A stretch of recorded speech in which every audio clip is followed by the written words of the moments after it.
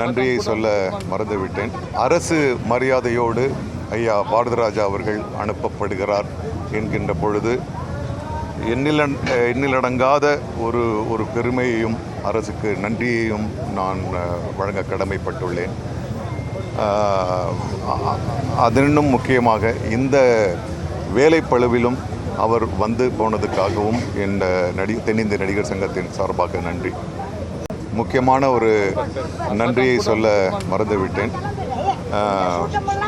அரசு மரியாதையோடு ஐயா பாரதிராஜா அவர்கள் அனுப்பப்படுகிறார் என்கின்ற பொழுது எண்ணிலடங்காத ஒரு பெருமையையும் அரசுக்கு நன்றியையும் நான் வழங்க கடமைப்பட்டுள்ளேன். அதனும் முக்கியமாக இந்த வேலைப்பளுவிலும் அவர் வந்து போனதுக்காகவும் தென்னிந்திய நடிகர் சங்கத்தின் சார்பாக நன்றி.